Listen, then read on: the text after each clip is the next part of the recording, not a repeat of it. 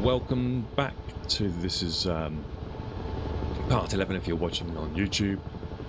Welcome back to everybody on Twitch. Just to explain how I do things, I usually stream these things on Twitch and then I'll break them up and put them back onto YouTube if you want to watch them again. All the videos are filmed live, so if you want to jump on, you can ask a question and we can have a look live at certain things. It's a discussion, it's not meant to be a lecture or anything like that, so if you feel there's something wrong or some dates are wrong, please let me know. And we're in the Huey, and currently we are flying from Grenoble to Lyon, and we're following the path of Napoleon Bonaparte on his way from his exile on Elba back to France. And in the previous episode we've just been discussing the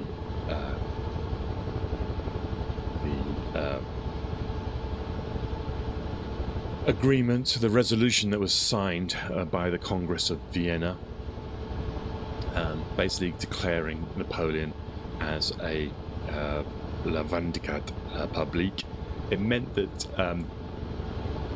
in terms of legal speak, they weren't declaring war on France.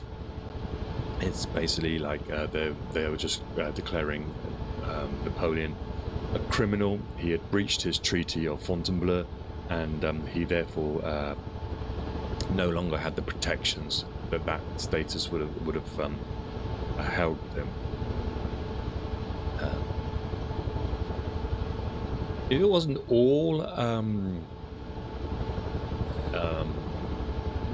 It wasn't everybody in Europe was happy with this.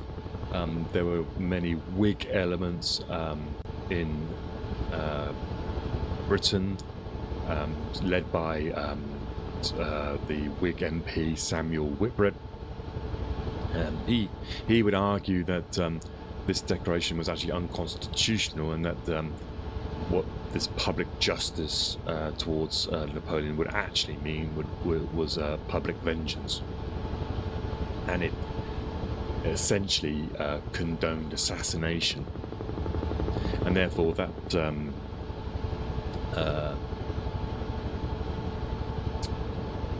precedent would be set.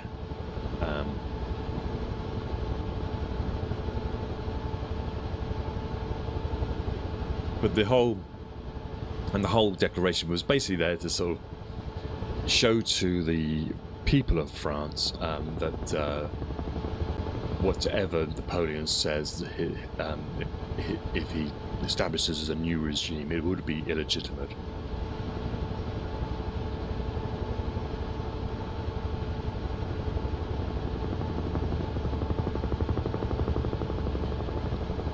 What the treaty, the resolution did also mean for the Allies was that because they hadn't declared war on France, they were I suppose it's kind of weird to say, especially in this day and age, but they were following their own rules, and what it meant was that they technically couldn't invade France. Because you would have thought, you see, if it's a race to Paris, then the Allies should have just sent the British army or the Prussian army into Paris ahead of Napoleon and cut him off there. But they didn't. There's probably a number of reasons why they didn't. It wasn't as easy as it says. You obviously have foreign troops in Paris. Was not a good idea. Wellington had Viscount Castlereagh had withdrawn Wellington as ambassador to Paris because it was kind of rubbing up the French people up the wrong way, having a your enemy's general sort of lining up, sitting in your palaces. So Lord Castlereagh had withdrawn Wellington from Paris, and as we spoke before, he went back to London for a brief period and then was sent on to the Congress of Vienna.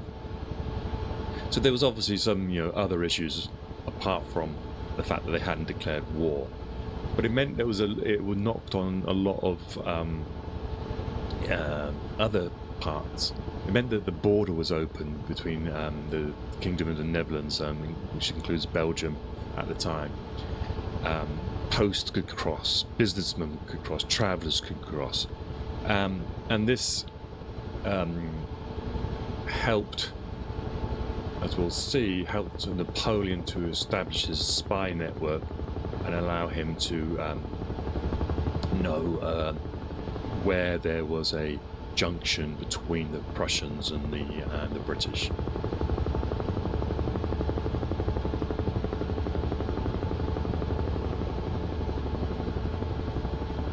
As we'll see in the near future,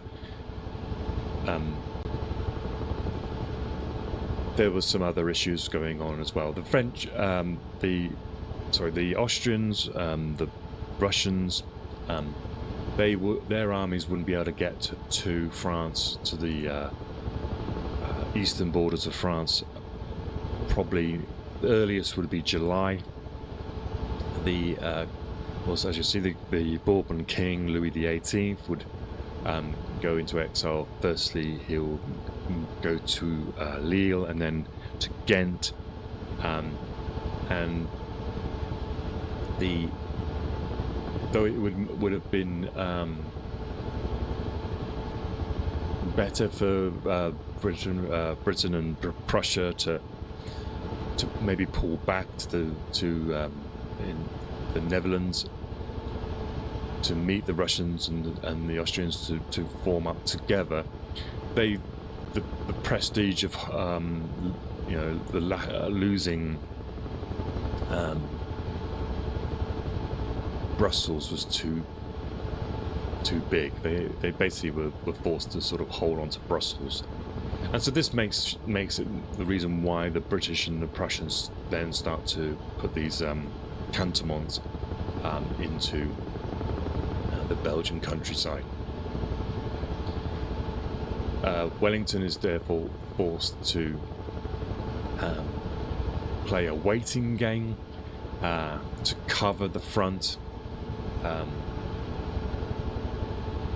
It's an interesting discussion as to what they were actually thinking of, because they must have felt very quickly that for Napoleon to come back and take over control, it would just lead to more conflict. And conflict in terms of Napoleon, it tends to be a more of an aggressive style, so that they probably felt that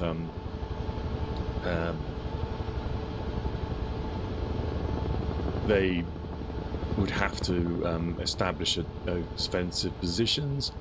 It's really weird that because of this treaty that they've done,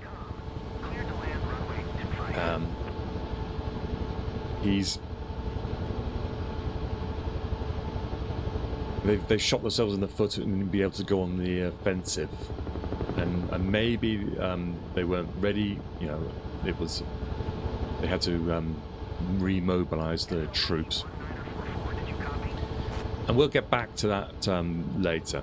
We're approaching Lyon. This is where Napoleon will get to.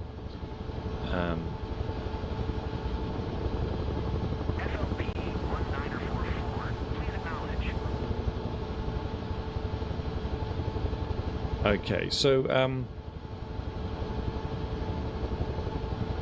we're rushing a little bit ahead here.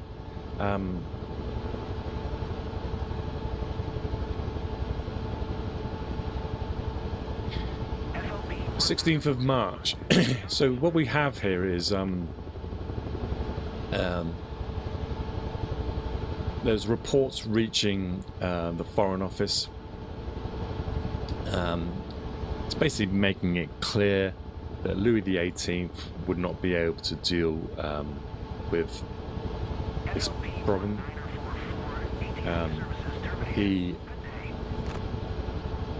would need foreign assistance, and Castlereagh admits that the French government would not be able to survive this crisis. And at the same time, Castlereagh is having to send troops to Ireland. There's any demonstrations are starting to bubble up in support of Napoleon, and the British forces, this is on the 16th, are told to mobilise in Belgium, and Wellington is instructed to leave Vienna and assume command. We are arriving in Lyon. The attempt to assemble an army here is an absolute miserable failure. And basically, messages have been sent out to troops to assemble here, and the tardiness of the troops, they're slow to muster, reveals very quickly where their true sympathies lie. The lack of urgency leads to Soult being dismissed. He was the Minister of War. He's dismissed on the suspicion of treachery. And we're talking Bonapartist elements of the army, but even the royalist elements of the French army are showing a lack of energy to rally to the king. The whole population, the civilian population at the time, there is just a whole air of apathy. They're accepting, I suppose. They probably don't really care actually that much about who's in charge. But whereas Louis XVIII, he feels like a return to a time before the revolution. So there's a feeling of what was the revolution even before, if we've still got this king who hasn't really changed his ways, sitting on the throne. You've got an army that's got a lot of disbanded officers and veterans. 80,000 officers are on half pay, and so no one really is eager to defend that status quo. And we are arriving here at Lyon, the city of Lyon, and this is where Napoleon would actually start sending letters forward. This is his the place where he sends messages towards where we're going to go next, to the soldiers and troops at Lyon, Saunier. Now, when we got to Lyon, if you remember that poem we were talking about earlier, he considers himself a prince from that point. And it was the invader has reached Grenoble. So when he gets here, again, he enters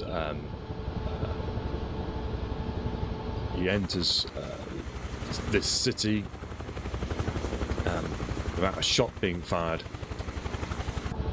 And as the poem says, he's now the general has entered Lyon.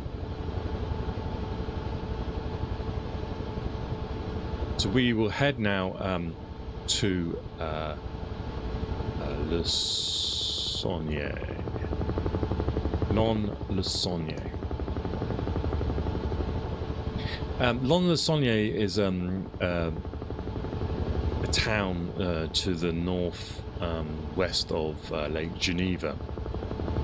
It sits on the on the border of the plains there of France and the foothills of the Alps. And it's here that there's another the army of the Alps is based, and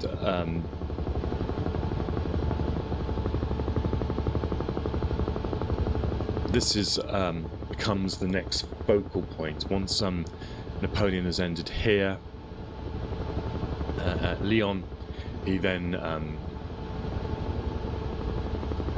sits here for a little bit, but he sends messages towards the troops at Lyon. Now, why is this important? I think the network of spies that Napoleon has is quite deep, but also I think he knows the distribution of his of the French army better than most, and he realizes that he's got to, if he can win over these troops of the army of the Alps, he can then basically he's taken control. Back in Paris, we will we have, I'm not sure how it happens, whether the king forces or the French government forces Ney's hand, but Marshal Ney, he's one of the signatures of that Treaty of Fontainebleau. He is either called out or asked to prove his loyalty, but he promises to the king, Marshal Ney promises to the king that he will bring Napoleon back to Paris in an iron cage. And so he sets off from Paris, so from here to this place here is called Lyon-le-Saunier, which is, as I say, northwest of Geneva. He sets off to take command of the 30,000 troops that are stationed at barracks there at Lyon-le-Saunier. At the same time, Napoleon is sending messages to the same troops. So when Ney arrives, he finds that the men are disaffected. He was initially confident that he could bring them under his control, but is soon put into doubt. And the same with the troops at Lyon and then the troops at Grenoble. The French army is beset, well, not beset, but majority are probably Bonapartists. The Bourbon royalists had tried to impose royalist commanders into the army, but they would tend to be ones who lacked experience, and they just bred discontent in the ranks. And so they've also been sent this a proclamation by Napoleon.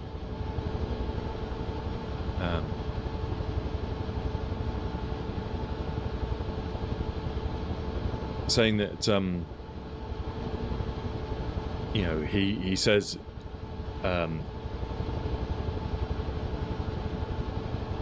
he appeals to the soldiers of this army, and he also appeals to Ney. He writes to him and reminds him of the day after the Battle of Borodino, which is the 8th of September 1812. And effectively what happens is that Ney is persuaded to